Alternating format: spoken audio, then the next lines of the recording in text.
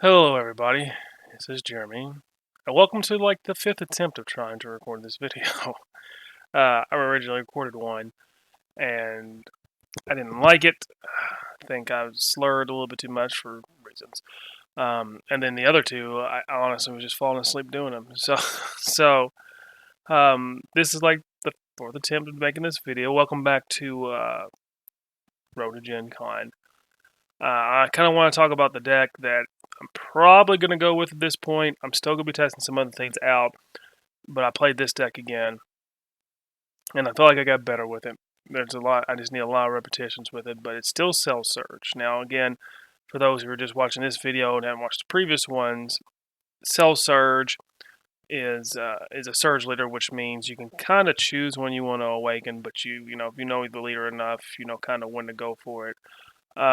But you take a green or yellow or two green yellows cards and stick them underneath them for his awakening skill to untap two, draw two, and flip them over. And then on his backside, the cell perfections are passed. You can take a card and put it in the drop area from underneath him and KO something, make your opponent discard, or until the beginning of your next turn, all your opponent's battle cards are played in rest mode. So, which is usually the one that I ended up going with most. So, anyways, this this is kind of the build I think currently, and I could be completely wrong. There might be three of these Rosie Blast Manipulator and three of these Cell Earth Destroying Kamehameha. Because me, DJ, and Ryan, who I play with, kind of worked on this deck. The big change that I think we had, I don't know, I think it was in the other one, was this 9-drop Super 17 Hellstorm Unleashed. The deck previously didn't really have a good finisher. I mean, you have, if you can get them whittled down enough, Grade 8 Bardock Raiders Warcry, which is a double strike card, and Android 13, The Mission Begins, which is a double strike card.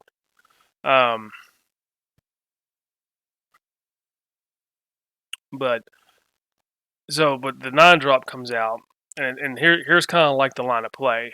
You can go about a couple different ways depending, but really, from all the games that I played, turn one, you want this Demigra Unison of Sorcery. Because he's a 1-cost green, you play him. If this card would lose a marker from an opponent's attack, you may add 1 card from your life to your hand instead. So if they want to try to get this Demigra off the board, then they're going to have to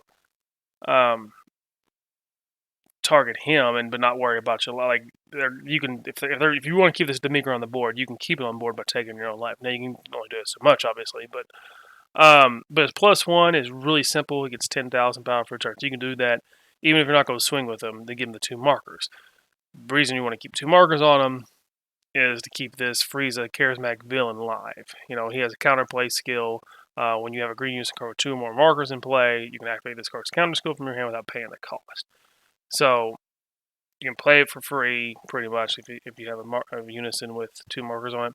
This is when this card is played, shipped to one of your opponent's battle cards with an energy cost of 7 or less and KO it. So you got a very broad range there. Now, if it's got barrier, you can't really do anything about that. But so a lot of play is that. Now you can go a couple different routes with this. You can go with this Fusamasu if you're just if you're not quite getting there yet, because there's a lot of times like that 10K is okay to swing sometimes, but a lot of times I don't really swing with it, especially when I'm trying to set up this play here.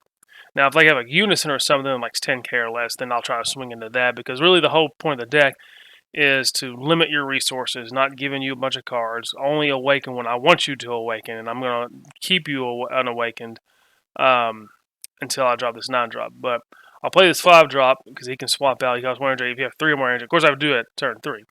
Choose green battle cards in your battle area with 5,000 power or more and a total energy cost 5 and place them in your drop area. So that hits this Frieza, bam, good play there, right?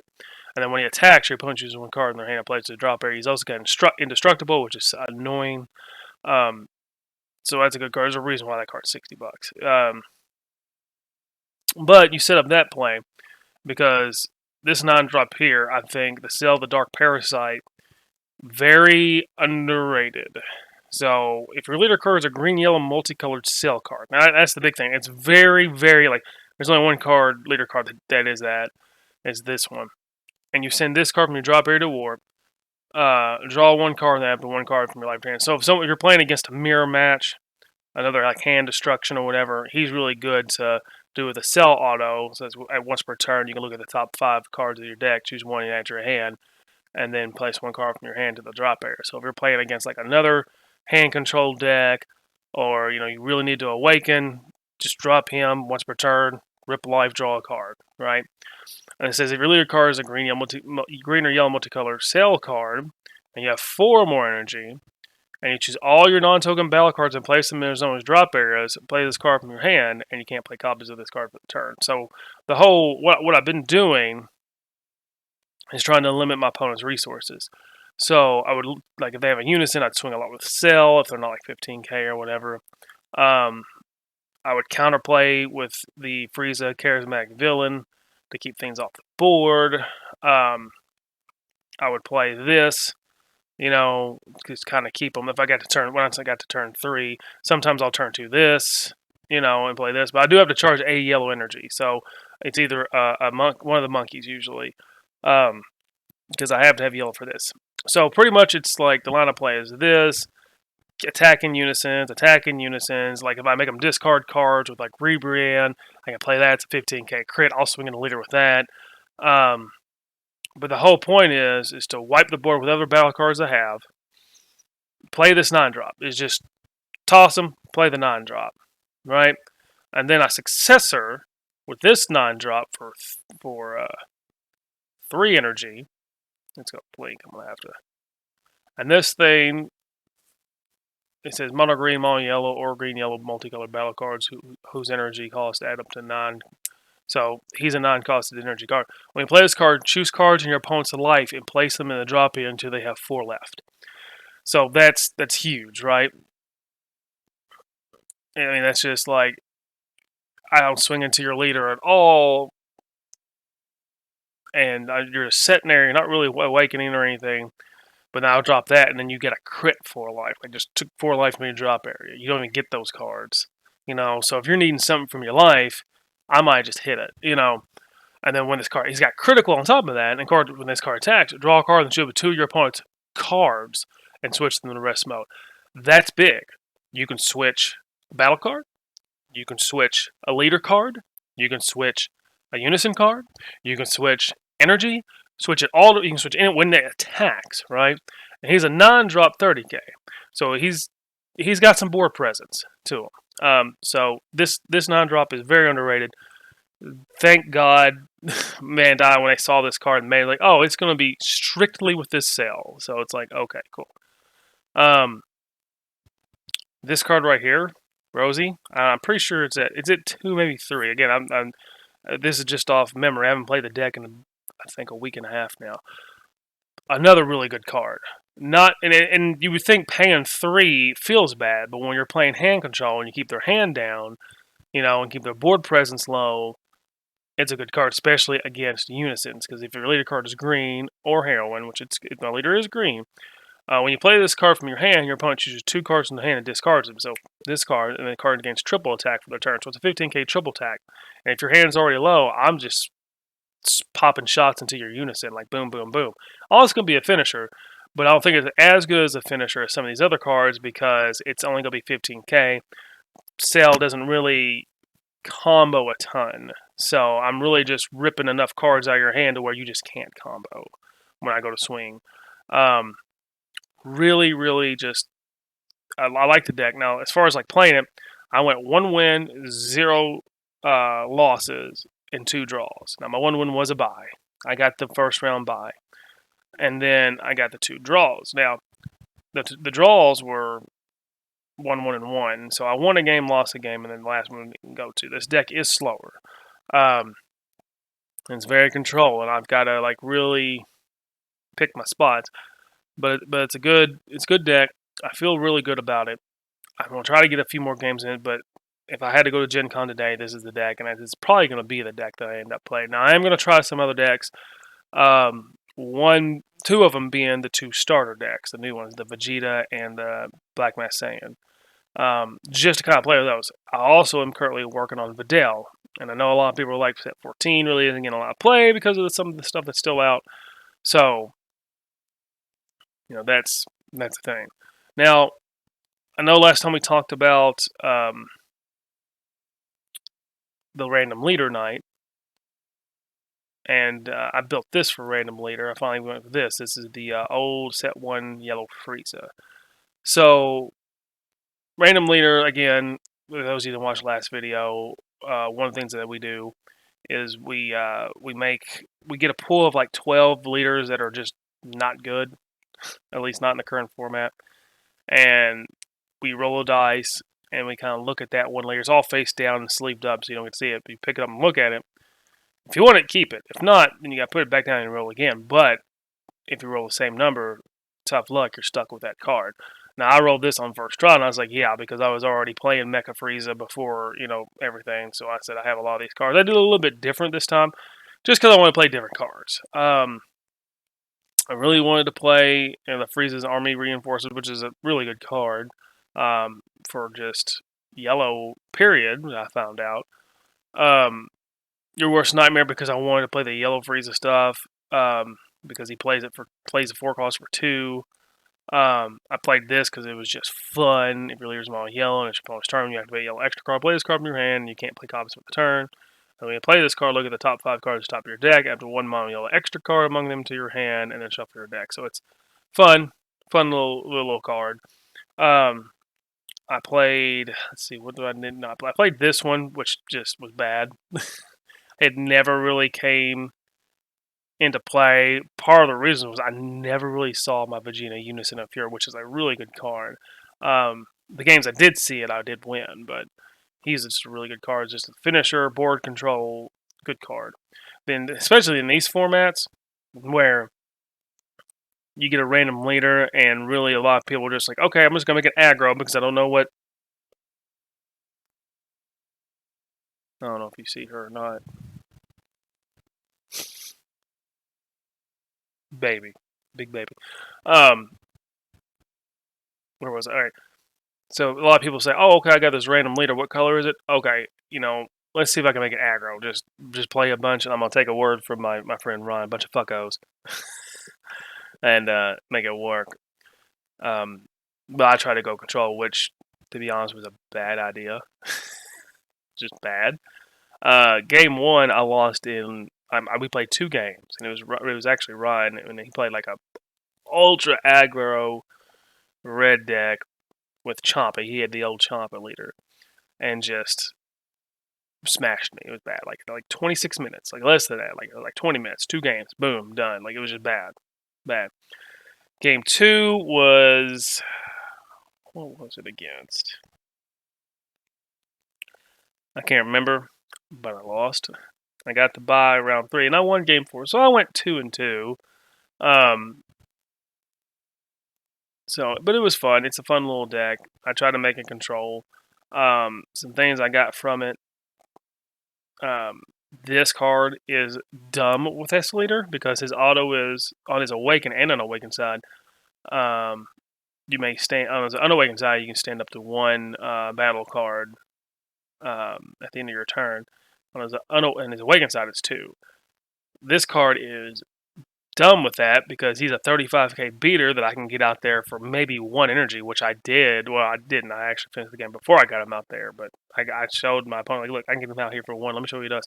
Swing 35k, restand at the end of my turn, and just a big beater that can just keep blocking. And then if you don't get rid of him, swing 35k. And I really didn't sideboard anything, by the way, not for this game. I played this fun old Mecha Frieza returning terror. And he acted being pretty good, especially against Unison cards. So I was able to rip 4 markers off of 1 Unison, which was awesome. Never really got to play the 7-drop, but I put him in there because it was cool. Again, not really like super competitive deck. It has good cards in, obviously. Like Unison, this Vegeta Unison. Vegeta's Final Flash. Good card. I never really used it either, but good card. I did use this one, the Power of a Super Saiyan. I have 3. Well, I have 1. I borrowed 2. So, good card. I see why it's good. Of course, Cold Bloodlust. Really dumb. There's a reason why it's 1. Things like that. This card is great. Especially if you're playing against someone who's playing like counters and stuff, or you're trying to push for the win. That's just a really good card. Because there's a lot of times we'll have 1 energy standing to negate, and you're gonna have to you can't activate extra cards unless you switch a card energy to rest mode and then activate it.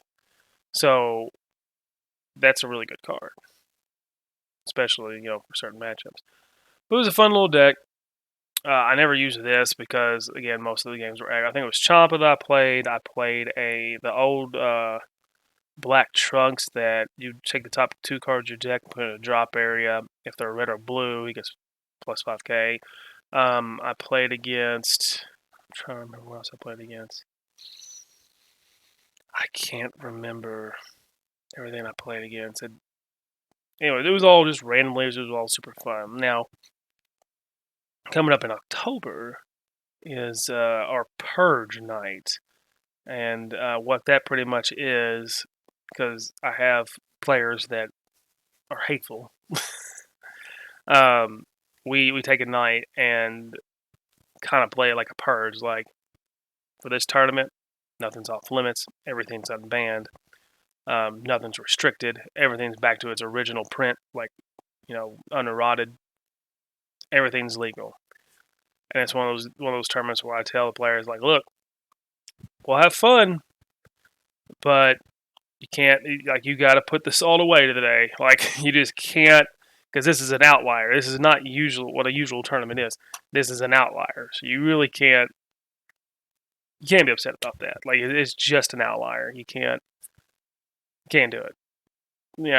It's just such a format and it's going to be so funny because I go for a lot of ruling questions into the DBS Decks Discord. And I can't wait for them to. I think this is the first time we'll have Purge since I've been in that Discord, and I ask them a lot of questions and things like that. And they're very helpful. And shout out to them if any of them watching this video. They're very super helpful with that. But I can't wait till they see something like Gogeta interacting with some like a Unison or whatever. The Gogeta Hero Revive is going to be out there, or Super Shenron's going to be a leader, and people are going to be like, "What? Why? This isn't. What are you doing?" Like, this is just what it is. I have to let my people purge. I have to let them do it because they really, really love that format, and it's fun. If you like just busted mechanics and seeing how busted you can make something, it's super fun. And the more stuff they print, the more it's like, oh, now I can do this. Like, they really get into it. Which is super cool. I like seeing it. I hate playing against it because I'm like, oh, I want to play this fun busted deck. It's busted, but in this format, it's not. It's tame. Like, so I can just play this and not feel bad about it and just get wrecked. But yeah, I think it's a lot of fun, and I'll try to show you my deck. What I'm going to go with closer to time. That's going to be in October. I always usually try to do Purge in October because Purge, Halloween. So we'll do that. We might be doing a winner box next month. So I'm hoping that that's our big tournament for next month. But let's go back to Cell Surge here. Now, just kind of stop here for a second. I've been hearing seen a lot of posts about people being upset with the meta, and I think, and I could be mistaken, and if I am, just correct me. King Vegeta and Dark Broly with the Gogeta engine, the Black Gogeta engine. I haven't played against either one of those decks. I haven't looked at either one of those decks. None of my players and my locals are playing that. Right now, of course, other than me and maybe like a handful of others, I'm really just pushing on working on meta decks. But usually it's not like that. When I don't have a big tournament, I'm playing goofy stuff. But with the regional coming up, I'm playing, really focusing on meta stuff, and my players have helped me out a lot. They kind of are playing better decks, and even Sean, who plays Blue Bojack, you're thinking that's not in the meta, but Sean has played that deck so much, he's perfected it, and it's dangerous, and that's something you gotta think too. People who play these decks, they're like kind of rogue, but if they know the deck in and out, they know the bad matchups, they know what to do in those bad matchups. You gotta really take that in consideration. I have Cell Surge, that's a $700 deck, no, $620 deck, um, with all these good cards in it, and it looks intimidating on paper. But if I don't know how to play it, you know, it's not really gonna matter. So, and I'm struggling. It's a very like finesse deck. Like you really gotta you don't get any card draw, you get card selection. So it forces you to think 3 or 4 steps ahead and think about your opponent's turns and things like that. But that gets me back to King Vegeta, where apparently him or the Dark Broly Gogeta engine is like a turn 2 kill, like 1 turn kill, but it's like a turn 2 they can finish you. Which is, if that's the case, which again I haven't sat down and played against the deck. Sometimes I'm really harsh on these things. Like I'll see what people are saying and what it does. And I'm like, oh, that's so bad. And then I'll sit down across and I'm like, oh, it's not that bad. So I don't know, but the thought of like the game can be over by turn 2, and it can just spam a bunch of guys. And of course, the Bell mod's a big topic of discussion right now, because you can just play him, do this, play this, overrun that, pitch it, play another one, and it fills up your overwhelm again. It seems like on paper dumb, but I don't know. I will say that if I have to run into a bunch of aggro at Gencon, I'm just hard losing because this deck's bad matchup is aggro. Like if you're just playing a bunch of dudes, I don't have a bunch of options. Like now, my sideboard I don't have it pictured, but I do have these negates. I do have which will pop like the 2 or less. So if it's like a bunch of little dudes, I can pop them. The Heroine's Lineage, if it's a big 7 cost that doesn't have barrier or whatever, and they go up for the win, I can just take it. That's fine. I will be sideboarding like Time Magic, so I'll probably be sideboarding against the mirror match, like another Super 17 and a 9-drop cell that can successor as well to finish the game. But this deck does have an issue against aggro decks. So I've got to learn how to do I need to just go straight, I'm gonna rip all your cards as much as I possibly can and not let you get any cards in hand to play dudes, But it's not easy. I mean, it's not an easy deck to pilot, at least not for me, because you've got a lot of things you have to think so far ahead. But what do you guys think of this final deck? Of course, I think there might be 3 of these Rosie and 3 of these Seals Kamehameha. I'll have to definitely look. I think that's one of the differences here. Let me know what you think about the deck. Any changes you guys would recommend? Those ones who do play Cell Surge or Hand Destruction know of a good card for that. Yeah, like, comment, share, subscribe, and I'll see you guys in the next one.